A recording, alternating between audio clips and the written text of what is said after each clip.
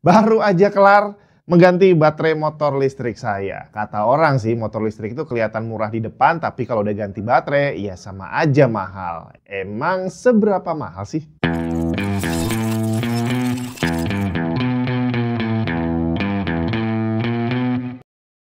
Saya udah pernah ceritain tentang pengalaman saya hampir 2 tahun waktu itu ya pakai motor listrik ini dan bagaimana iritnya. Kau bisa tonton dulu video di sini. Waktu itu banyak yang komentar bahwa pengeluaran motor listrik itu baru kerasa kalau udah ganti baterai karena harga baterainya luar biasa mahal katanya.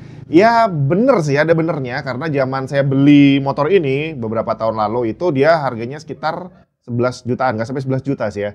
Jadi ini termasuk motor listrik yang murah, yang baterainya kecil. Nah waktu itu saya cek harga baterai penggantinya memang masih mahal. Tapi ternyata waktu saya ganti sekarang, harganya udah jauh lebih murah dibandingkan 3 tahun yang lalu. Untuk pemakaian sendiri, dia udah terasa mulai lemot gitu baterainya setelah menyentuh sekitar 10.000 km. Tapi masih bisa dipakai. Baru setelah melewati 12.500 km, baterainya ngedrop dan nggak bisa dipakai sama sekali.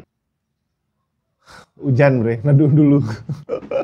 Ya lanjut ya, ceritanya motor ini baru akhirnya sempat saya ganti baterainya setelah 13.000 km, dimana untuk pemakaian saya itu sekitar 3 tahunan. Nah selama pemakaian itu sebenarnya kalau motor listrik yang ini, yang murah ini, yang baterainya nggak terlalu gede, itu kalau dipakai di jalan datar baik-baik aja. Bahkan dalam kondisi baterainya yang udah nggak terlalu sehat aja masih oke. Tapi di sini pemakaian saya itu seringkali boncengan dan naik tanjakan yang cukup tinggi. Nah di situ baru jadi masalah bre. Bahkan baterai yang sehat aja kalau harus berboncengan dan naik tanjakan yang cukup tinggi itu agak loyo kalau motor yang ini. Motor yang lain yang lebih mahal mungkin enggak kali ya. Rakit PC putih dan pengen nyari GPU putih yang nggak terlalu gede dan nggak terlalu mahal. Pakai aja Asus Dual GeForce RTX 5060 White OC Edition 8GB GDDR7. Desainnya cakep, nggak terlalu ribet dengan dimensi 2,5 slot, tapi udah menggunakan axial tech fan dan vented backplate untuk cooling yang lebih optimal. Dilengkapi dual BIOS switch untuk performance dan quiet mode. Menggunakan dual ball bearing fan dengan fitur 0 dB untuk memastikan kipasnya bisa tahan lama. Pengen tahu lebih lengkap? Langsung klik aja keranjang di bagian bawah video ini.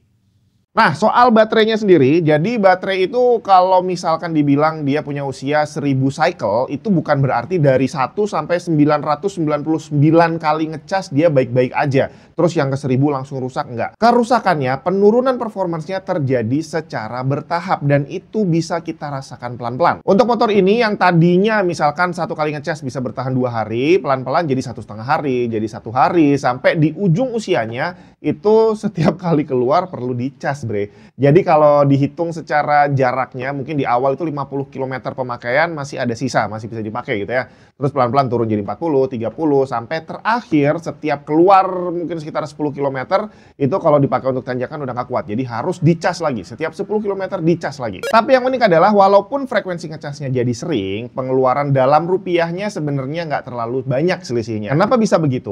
Karena kalau misalkan di awal baterainya kapasitasnya 2000 dan sekali ngecas 2000 itu dia bisa bertahan 2 hari gitu ya. Di ujung usianya kapasitasnya udah tinggal 500. Yang akhirnya dalam 1 hari harus dicas 2 kali. Jadi sebenarnya sama aja. Dalam waktu 2 hari butuh 2000, tapi bedanya yang awal 2000-nya bisa bertahan lama, tapi yang terakhir di ujung usianya dia harus dicicil 500-500. Sekali ngecas 500 udah full. Jadi yang tadinya ngecasnya butuh 5 jam, di ujung usianya sekali ngecas cuma butuh 15 menit. Tapi ya tadi sekali pakai langsung habis. Sekarang kita totalan aja berapa banyak pengeluaran yang harus saya keluarkan untuk motor ini selama 3 tahun. Kebetulan motor ini menggunakan baterai SLA atau biasa kita sebut sebagai aki kering. Di awal dulu harga baterainya sekitar 2,5 sampai 3 jutaan untuk satu set 5 biji SLA. Tapi ternyata sekarang udah murah. Barusan saya beli kemarin online dengan voucher diskon harganya hanya 1,5 juta lebih sedikit. Kemudian untuk pajak motornya cuma 30 ribuan setahun, jadi 3 tahun hanya 90 ribu. Terus untuk perawatan, selama 3 tahun ini saya hanya ganti ban belakang doang sekali, harganya 200 ribu udah termasuk pasang, sama ganti kampas rem 1 kali 20 ribu. Di luar itu nggak ada pengeluaran apapun, nggak ada ganti oli, nggak ada servis rutin, dan nggak ada ganti spare part apapun. Jadi total sementara selama 3 tahun pengeluarannya adalah 1.810.000. Sekarang untuk bensin atau ngecasnya, normalnya saya ngecas 2 hari sekali, tapi kalau pas lagi banyak pergi ya bisa lebih. Jadi kita anggap aja dalam seminggu saya ngecas 4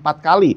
Tiap ngecas diasumsikan 5 jam dengan daya yang dipakai hampir 200 watt saat peak, di mana aktualnya nggak 200 watt terus-terusan. Jadi akan ada waktunya dia dia turun. Tapi untuk gampang hitungnya, kita anggap aja 5 jam ngecas 200 watt, jadi pas satu kali ngecas 1 kilowatt. Dengan tarif Rp1.500 per kilowatt, dibulatkan aja ke atas semua, berarti seminggu hanya habis Rp6.000 untuk ngecas. Kalau dalam setahun ada 52 minggu, maka pengeluaran listriknya sekitar Rp300.000 setahun. Dikali 3 tahun berarti hanya Rp900.000. Jadi pengeluaran motor listrik ini selama 3 tahun totalnya adalah Rp1.810.000 ditambah biaya listrik Rp900.000, hasilnya Rp2.710.000. Kalau di breakdown per bulan selama 3 tahun berarti Rp2.710.000 dibagi 36, jatuhnya hanya Rp75.000-an sebulan. Gimana kalau dibandingin sama motor bensin? Saya coba bandingin sama motor yang ada di rumah aja, yang harga belinya lebih mahal. Kalau nggak salah sih lebih dari 2 kali lipat motor ini. Tapi harga beli nggak usah dihitung aja, kita hitung pemakaian rutinnya aja. Dengan pemakaian yang hampir sama, pengeluaran bensin tiap minggunya sekitar 40 ribuan. Berarti dalam setahun 2.080.000 bensin doang. Pajaknya sekitar 300.000 per tahun, berarti di sini udah 2.380.000 per tahun. Terus ngitung servis dan ganti oli, di mana saya kira-kira aja 300.000 tiap 3 bulan. Jadi 1 tahun 1.200.000. Cuma namanya motor nggak cukup kalau hanya servis. Kadang-kadang ada part yang mesti diganti. Jadi kita anggap aja setahun 1,5 juta. Jadi sekarang total pengeluaran setahun Rp3.880.000. Nggak perlu dikaliin 3, langsung dibagi 12 aja. Hasilnya Rp323.000 per bulan. Untuk servis rutin motor bensin memang nggak semua orang melakukan ya. Tapi kalau buat saya itu adalah sesuatu yang wajib. Kenapa? Karena jadi bisa terpantau kondisinya. Soalnya begitu ada yang miss, ada yang rusak dikit dan nggak ketahuan, bisa berujung menjadi kerusakan yang lebih parah. Dan ini udah pernah saya alami barusan aja kemarin. Bukan saya yang pakai, jadi dipakai rutin sama orang rumah. Ternyata olinya bocor dan habis. Baru ketahuan setelah rusaknya sudah terlalu parah. Dan waktu dibenerin, biayanya jauh lebih mahal dibandingin kalau servis rutin. Jadi ternyata ketakutan saya sebenarnya juga saya khawatir kalau ganti baterai bakal mahal banget. Ternyata udah enggak. Jadi seiring berjalannya waktu, harga baterai kendaraan listrik udah semakin turun. Nah kebetulan aja motor saya adalah versi murah yang baterainya pakai SLA. Kalau kamu beli yang mahal motornya dan pakai baterai yang lebih besar, pakai baterai lithium terutama, harganya memang akan jauh lebih mahal. Tapi kalau dihitung skalanya, dia akan kurang lebih sama dengan harga motornya. Jadi semakin mahal motornya, ya otomatis harga baterainya akan semakin mahal. Nah untuk baterai SLA ini sebenarnya saya ada opsi untuk ganti ke lithium gitu ya. Jadi di-upgrade dengan voltase dan ampere yang sama, tapi bikin custom baterai lithium. Cuma kemarin ada beberapa pertimbangan. Yang pertama adalah ruang baterainya. Dia udah disetting pas untuk 5 buah baterai SLA. Kalau saya pakai custom berarti harus memodifikasi. Itu yang bikin saya malas. Yang kedua adalah kalau spesifikasinya nggak cocok dan ternyata mungkin tegangannya terlalu tinggi, arusnya terlalu tinggi, dan ternyata kabel, terus apalagi controller motornya nggak cocok, ini ada potensi muncul bahaya. Karena ada banyak kasus motor listrik kebakar dan biasanya itu terjadi karena menggunakan baterai yang bukan standar dari pabriknya. Spesifikasinya beda yang ternyata tidak disupport sama sistem secara keseluruhannya dan akhirnya terjadilah kebakaran. Ditambah lagi harganya yang mahal. Dengan spek voltase dan ampere yang sama, kalau saya beli yang ini 1,5 juta, kalau pakai lithium harganya sekitar 5 jutaan. Jadi ya sudah, daripada ribet-ribet belinya lebih mahal, terus juga garansinya nggak full juga, dibilang dia bisa bertahan sampai 10 tahun tapi garansi cuma setahun, jadi percuma aja. Ditambah tadi masalah teknis, akhirnya saya putuskan udah ganti SLA aja, toh harganya cuma 1,5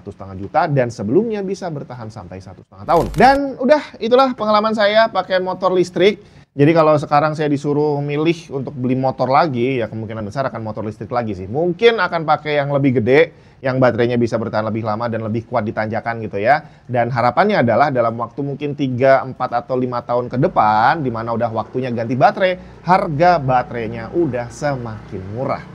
Gimana dengan kamu? Apakah kamu udah semakin yakin untuk pindah ke motor listrik atau mendingan bensin aja?